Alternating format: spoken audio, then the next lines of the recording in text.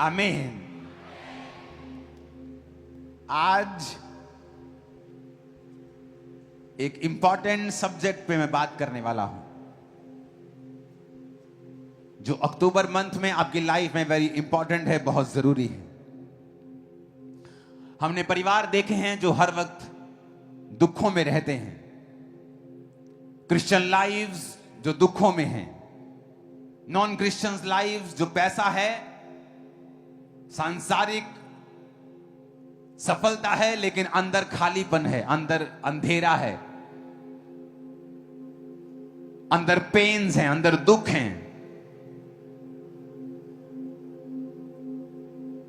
वो क्या है जो उनकी लाइफ में, जो जिस चीज की कमी है, कि उन चीजों के बावजूद भी उनकी लाइफ में वो फुलफिलमेंट नहीं है।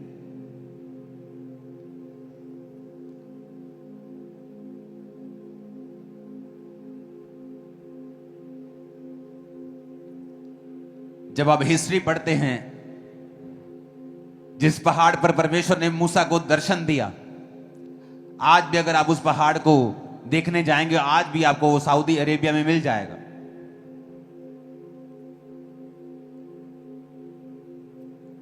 जहां पर नूह की औरत, लूत की औरत खंबा बन गई, वो आपको आज भी जगह मिल जाएगी। जहां नूह की किश्ती रुकी, आपको मिल जाएगी वो जगह। सब जगहें आपको मिल जाएंगी, लेकिन अदन के बाग को अब तक ढूंढा नहीं गया है। क्योंकि अदन का बाग, जिस जगह पर परमेश्वर ने आदम को रखा था, वो कोई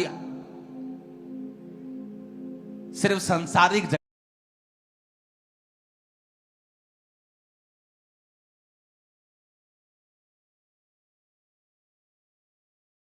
नहीं थी, वो फिजिकल जगह नहीं थी। जैसे खामरा एक फिजिकल जगह है जहां हम और आप मिलते हैं हर संडे थर्सडे।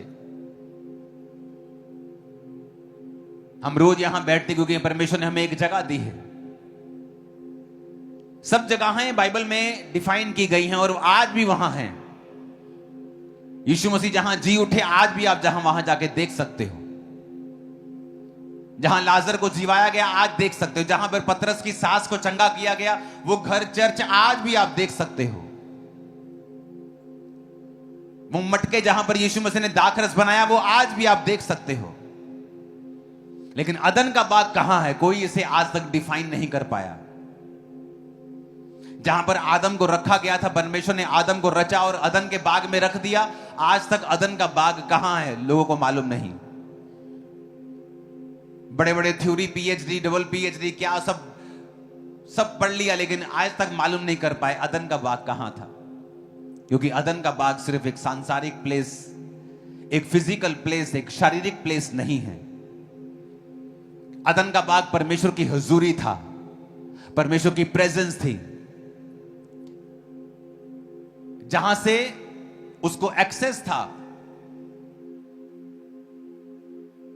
उसके पास चाबी थी कि वो परमेश्वर की प्रेजेंस में कभी भी जा सकता है, उससे बात कर सकता है।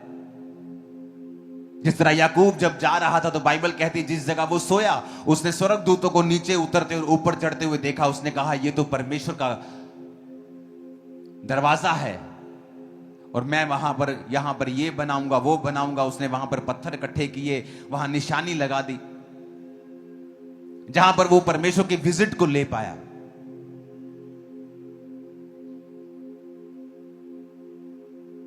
एक बड़ी इंपॉर्टेंट बात जो मैंने पढ़ी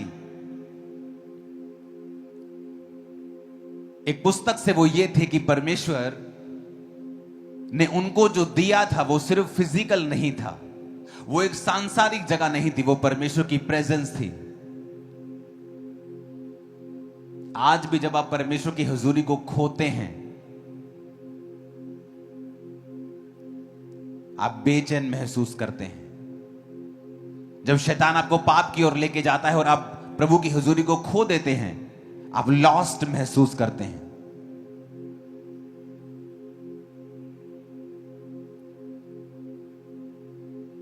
आप कुड़कुड़ाते हैं परमेश्वर के सामने, कंप्लेंट्स करते रहते हैं आप परमेश्वर के सामने। परमेश्वर ने कहा था उस औरत को, जो औरत पानी भरने के लिए दोपहर को गई थी, जब परमेश्वर रास्ते में यहूदिया से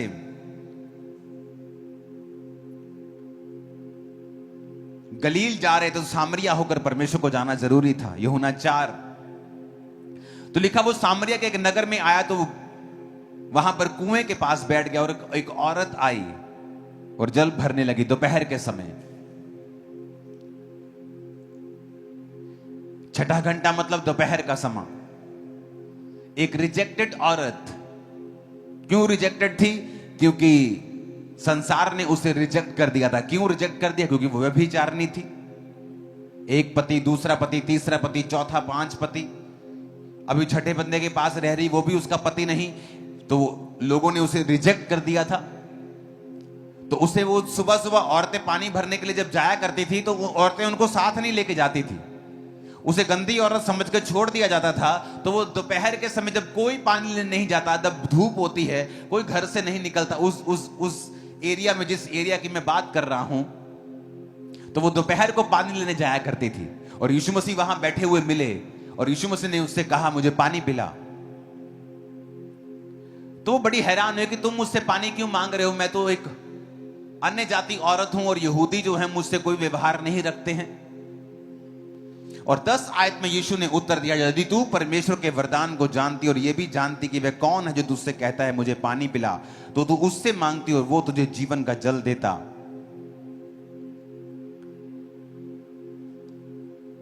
उस औरत ने कहा, प्रभु तेरे पास जल भरने के लिए तो कुछ नहीं है, फिर जल तू कहां से भरेगा? वो तेरे पास कहां से आया? तो 13 आयत में यीशु ने कहा, जो कोई ये जल पिएगा वो प्यासा होगा, परंतु जो कोई उस जल से जो मैं उसे दूंगा अनंत काल तक वो प्यासा ना होगा। परंतु जो जल मैं उसे दूंगा, अगर वो उसे पिएगा तो उसमें से वो एक सोता बन जाएगा जो अनंत जीवन के लिए उमड़ता रहेगा। जीसस यहां बात कर रहे थे अपनी हुजूरी की, कि तुम जो पानी दे रही हो, तुम जो लंगर खिला रहे हो, उससे 2 मिनट के लिए पेट भर जाएगा, तुम्हारी चैरिटी हो जाएगी। जो तुम पानी पिला रहे हो, शबील पिला रहे हो, आज तुम चर्च के बाहर पियोगे पानी, तुम पानी पियोगे तुम्हें अच्छा लगेगा, लेकिन वो पानी फिर तुम्हें प्यासा कर देगा। थोड़ी देर में फिर तुम्हें प्यास लग जाएगी, फिर तुम्हें भूख लग जाएगी। जीसस ने कहा, मेरे पास कुछ और है तुम्हें पिलाने के लिए। अगर तुम उसे समझ जाओ, फिर तुम्हें ऐसा कुछ मिल जाएगा कि तुम अनंत काल तक कभी प्यासे नहीं होगे। मैंने बड़े बड़े सेलिब्रिटीज को प्यासे देखा है, क्योंकि उनके पास शारीरिक सफलता तो आ गई है, लेकिन अंदर वो खाली हैं, अंदर वो वैक्यूम महसूस करते हैं, अंदर अभी तक वो फुलफिल नहीं महसूस करते, अंदर अभी तक खाली है, अंदर अभी तक बेचैन है। बड़े बड़े लोग जो सिचुएशन, बड़ी बड़ी पोजीशंस के ऊपर हैं, लेकिन वो बता नहीं सकते उनके अंदर क्या चल रहा है, क्योंकि जीसस ने कहा, तुम ये जल पियोगे तो प्यासे रहोगे, ये रोटी खाओगे तो फिर भी भूखे रहोगे, पर मैं तुम्हें कुछ दे सकता हूं। अगर तू जानती मैं कौन हूं और मैं तुम्हें अगर वो पानी पिलाता, जो जीवन का जल देता, तो कहता, अगर मैं तुम्हें वो जीवन का जल पिला दूं तो तुम अनंत काल तक कभी भी प्यासे नहीं रहोगे।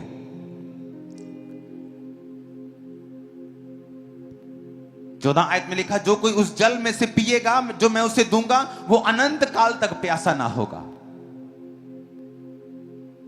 अनंत काल तक प्यासा ना होगा। ऐसा कौन सा जल है? क्योंकि परमेश्वर अपनी हुजूरी की बात कर रहे थे। परमेश्वर ने कहा, तू जा अपने पति को बुला ले। कहती, मैं मेरा पति नहीं। जीसस ने कहा, हां, तू 5 पति कर चुके, जिसके पास तू अब है वो भी तेरा पति नहीं। जीसस उससे कह रहे थे कि वो प्रेजेंस जो आदम ने खो दी थी, उससे पहले बीमारियां नहीं थी, आंसू नहीं थे, बेचैनी नहीं होती थी, डिप्रेशन नहीं होता था, गरीबी नाम की कोई चीज नहीं थी, शैतान के अटैक नाम की कोई चीज नहीं थी, दुख नाम की कोई चीज नहीं थी, कंफ्यूजन नाम की कोई चीज नहीं थी, दुख नाम की, आंसू नाम की कोई चीज नहीं थी, डाइवोर्स नाम की कोई चीज नहीं थी। परमेश्वर ने एक परफेक्ट लाइफ दी थी आदम और हवा को, और अपनी हुजूरी उन्हें दी थी। क्योंकि जो मेन एटमॉस्फेयर जिसमें आदम और हवा को रहना था वो परमेश्वर की हुजूरी थी। आप मछली को पानी के बाहर निकालेंगे, मछली मर जाएगी, क्योंकि वो वहां नहीं रह सकती है, क्योंकि उसको पानी के अंदर रहने के लिए रचा गया है। उसका एटमॉस्फेयर ही वही है कि वो पानी के अंदर ही रहती है। पानी के बाहर कुछ मछलियां सांस ले सकती हैं, लेकिन पानी के बिना जी नहीं सकती। मोस्टली 99% मछलियां पानी के अंदर ही सांस लेती हैं और वहीं रहती हैं। अगर बाहर निकालते तो मर जाती हैं, लेकिन वो पानी के एटमॉस्फेयर में जीने के लिए रची गई है। आप लोग रचे गए थे परमेश्वर की हुजूरी के अंदर जीने के लिए। इसलिए जब परमेश्वर की हुजूरी के अंदर लोग जीते थे, आदम जीता था, उसको कोई बीमारी के लिए प्रार्थना करने की जरूरत नहीं थी। आदम को कुछ भी करने की जरूरत नहीं थी। सब कुछ स्मूथ चल रहा था, सब कुछ भला चल रहा था। लेकिन बाइबल कहती जब उन्होंने अपराध किया, पाप किया और परमेश्वर की प्रेजेंस उनकी जिंदगियों से चली गई, उसके बाद क्या हुआ? उसके बाद उनकी जिंदगियों में श्राप आए। आदम की संतान ने एक दूसरे को मारा, मर्डर आए, कत्ल आए, अपराध आया, व्यभिचार आया। परमेश्वर की आज्ञा की उल्लंघना करने के बाद वो सब आया जो उनकी जिंदगियों में नहीं होना चाहिए था। जिस तरह मछली की जिंदगी में वो मौत नहीं आ सकती जब तक आप उसको पानी के बाहर नहीं निकालेंगे, क्योंकि वो पानी में रहने के लिए बनाई गई है। जीसस उससे ये कह रहे थे कि मैं अगर तेरे को वो जीवन जल दे दूंगा तो तू प्यासी नहीं रहेगी।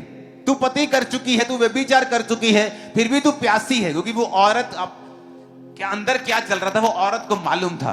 वो खालीपन, वो अकेलापन, वो एक बेचैनी जो परमेश्वर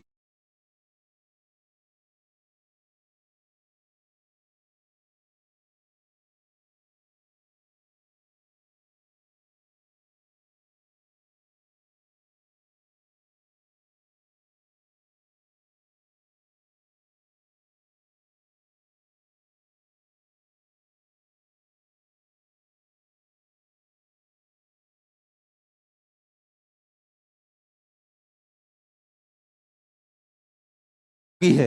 अगर तू तौबा करे, अगर तू मुझे अपना ले, अपना उद्धार करता, अपना मसीह, तो मैं तुझे वो जीवन जल दूंगा। यानी मैं तेरे जीवन में अपनी हुजूरी दे दूंगा और उसके बाद तू कभी भी प्यासी नहीं रहेगी, तू कभी भी भूखी नहीं रहेगी। वो सारा कुछ तेरी लाइफ में आना शुरू हो जाएगा जो तू मांगती है लेकिन पा नहीं रही। वो परमेश्वर की प्रेजेंस, वो परमेश्वर की हुजूरी जिसे आज विश्वासी भी खो चुका है, क्योंकि हर वक्त वो कंप्लेंट करता है, हर वक्त कुड़कुड़ाता है। वो भूल जाता है उसकी जिंदगी में जो 400 तरह की आशीषें हैं, और वो कंप्लेंट करता रहता है परमेश्वर से। अगली आशीष के बारे में इंतजार करता रहता है, आगे क्या करना है उसके बारे में सोचता रहता है।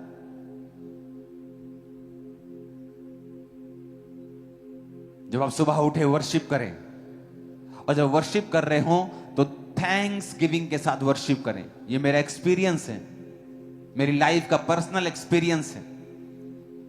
वर्शिप करें, उसमें प्रार्थना याद आए तो प्रार्थनाएं मत करें, वर्शिप करें खुदाबंद की कि वो महान है। वो जैसा भी गीत आप लगा के वर्शिप कर रहे हैं या अपने होठों से कर रहे हैं, और थैंक्स करें परमेश्वर को। बाइबल कहती है वो तुम्हारी स्तुतियों के अंदर विराजमान है। कई बार आप परमेश्वर में होते हैं लेकिन फिर भी परमेश्वर की प्रेजेंस को आप अपनी जिंदगी में खो चुके होते हैं। आप क्रिश्चियन होते हुए भी उस प्रेजेंस को खो चुके होते हैं, डिस्ट्रैक्शन की वजह से, प्रार्थना ना करने की वजह से, बाइबल ना पढ़ने की वजह से। आप उसकी हुजूरी को आप खो चुके होते हैं, क्योंकि आप कंप्लेंट्स करते हैं, हर वक्त मरमर करते हैं, आप हर वक्त कुड़कुड़ाते हैं। इसलिए परमेश्वर की हुजूरी आपकी लाइफ में नहीं रहती। और परमेश्वर उससे कह रहा था कि अगर मैं तुझे वो पानी दूंगा ना जो जीवन जल है, तो फिर कभी भी प्यासी नहीं रहेगी, तो कभी भी प्यासी नहीं रहेगी। एक क्रिश्चियन होने के नाते परमेश्वर का आनंद, परमेश्वर की ताकत, परमेश्वर की ब्लेसिंग हमेशा आपकी लाइफ पर होनी चाहिए 24 घंटे। एक क्रिश्चियन होने के नाते आपके घरों में परमेश्वर का आनंद होना चाहिए। आज क्यों नहीं है? क्योंकि जहां परमेश्वर की हुजूरी नहीं होगी वहां ये चीजें नहीं होंगी। तो आपको कई बार वो एटमॉस्फेयर खुद भी बनाना पड़ता है।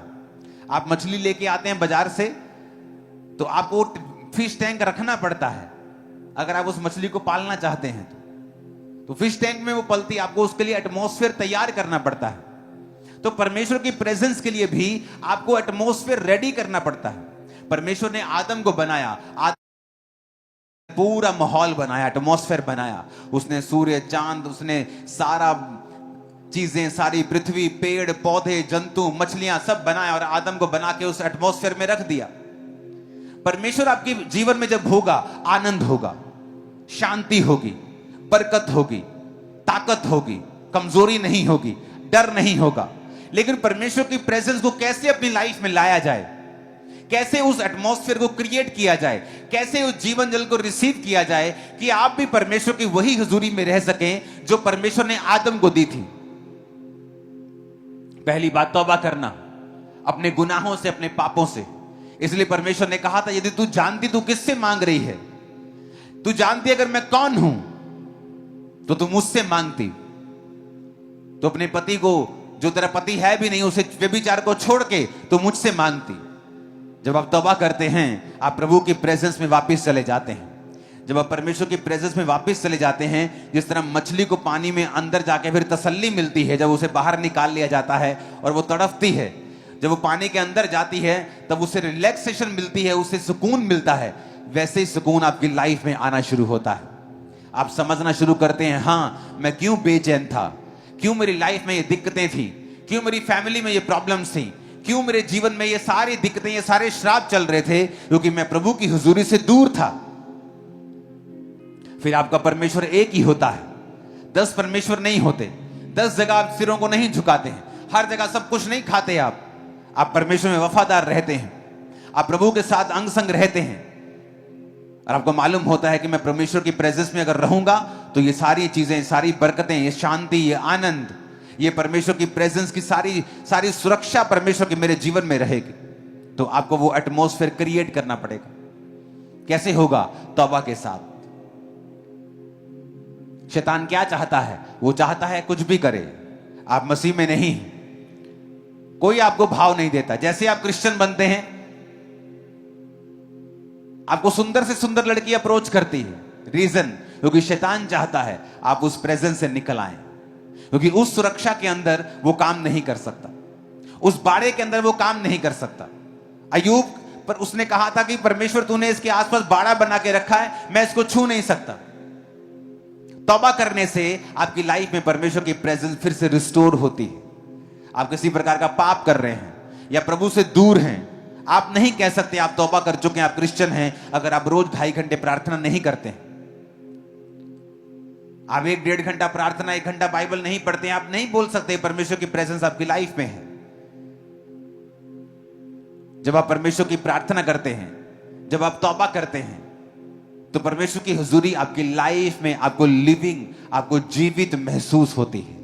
जब आपको वो जीवित महसूस होती है, आपको मालूम होता है कि ओह, ये प्रॉब्लम का हल क्या है, मुझे किस तरह से आगे बढ़ना है। कंफ्यूजन्स दूर होना शुरू होती हैं। अपने बच्चे के लिए क्या करूं, कौन सा बिजनेस करूं, क्या करूं, कंफ्यूजन दूर होती हैं जैसे आप उसकी हुजूरी में जीना सीखते हैं, क्योंकि आपको परमेश्वर की प्रेजेंस में जीने के लिए ही क्रिएट किया गया था।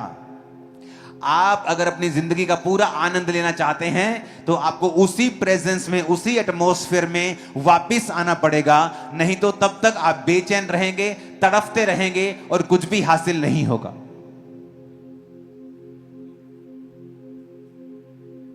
वो स्तुतियों पर विराजमान है।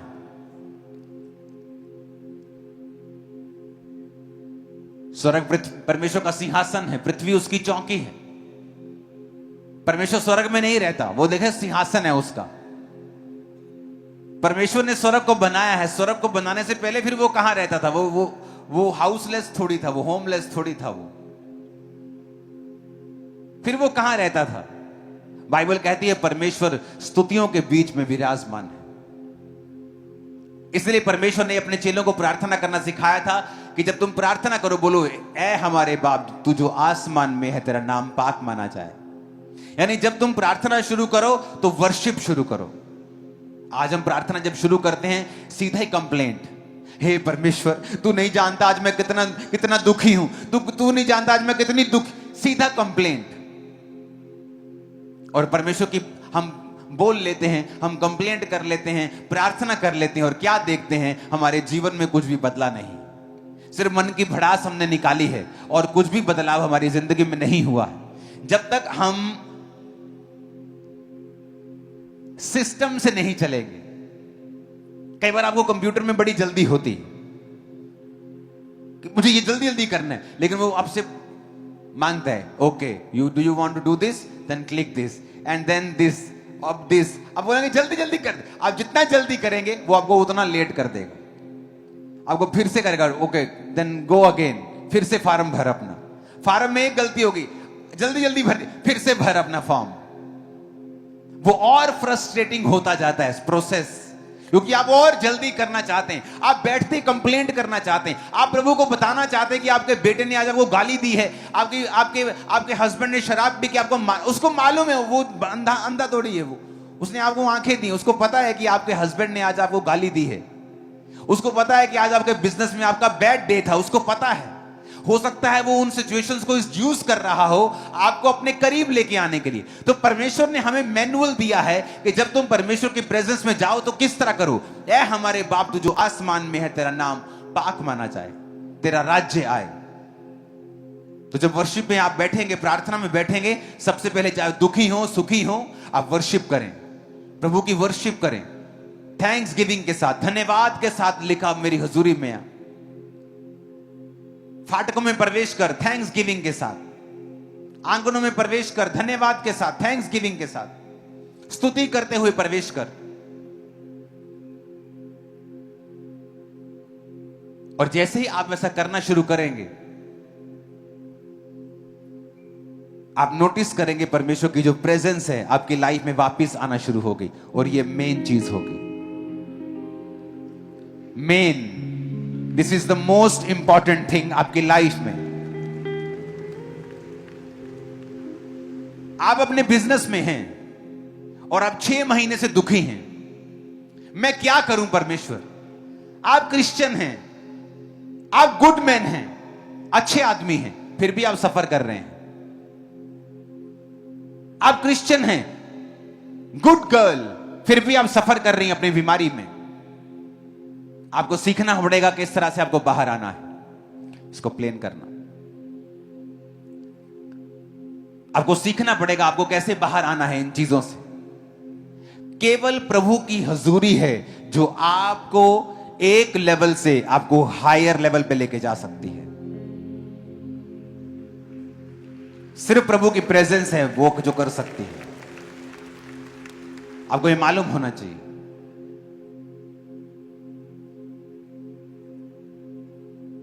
जब तक आप नेक्स्ट लेवल पर नहीं जाते हैं, आपकी फैमिली की कोई साल्वेशन नहीं होती है। जब तक आप नेक्स्ट लेवल पे नहीं जाते हैं, बहुत सारी चीजें हैं जो आपकी लाइफ में प्रभु करना चाहता है, वो नहीं कर पाता है। परमेश्वर की प्रेजेंस आपको चाहिए, क्यों? क्योंकि जिस तरह मछली को पानी चाहिए, आपको प्रभु की हुजूरी चाहिए राइट वे में ऑपरेट करने के लिए। Right way to operate in my business, मुझे प्रभु की प्रेजेंस चाहिए। मुझे अपने काम में सही तरह से काम करने के लिए प्रभु की प्रेजेंस चाहिए। लोग सोचते हैं मुझे प्रेजेंस चाहिए तालियां बजाने, आत्मा उतरता ना तालियां बजाने के लिए, लेकिन जब मैं अपने सिलेंडर बेचने जाऊंगा ना, मुझे प्रेजेंस की जरूरत नहीं है। और वहीं वो धोखा खाते हैं और वहीं शैतान उनको धोखा देता है और वचन पूरा होता है, अज्ञानता के कारण मेरी प्रजा बंधुआई में जाती है। और जब वो अपने बिजनेस में परमेश्वर के वचन के अनुसार नहीं चलता और उस अन आज्ञाकारिता के वजह से उसकी जिंदगी में दूसरे बंधन रहते हैं, तो वो कंफ्यूज रहता है कि मैं चर्च जाता हूं, आत्मा भी मुझ पे उतरता है, लेकिन मेरी लाइफ में ये मुश्किलें क्यों नहीं हल हो रही? क्योंकि आपको परमेश्वर की हुजूरी को हर जगह कैरी करना है, क्योंकि आप बनाए ही उस चीज के लिए गए हैं। अगर मछली को खाना खाना है, पानी में ही खाना है। उसको बाथरूम करना है तो पानी में ही करना है। उसको कहीं दूसरी मछली से मिलने जाना है तो पानी में ही जाना है। उसको हर चीज पानी में ही करनी है, क्योंकि उसको उसी चीज के लिए बनाया गया है। आपको जब परमेश्वर ने बनाया तो प्रभु जानता था आपको बिजनेस करना है, आपको डॉक्टर बनना है, आपको वैद्य बनना है, इंजीनियर बनना है, आपको काम करना है, आपको जॉब करनी है। तो उसने सब चीजें वो जानता था, इसलिए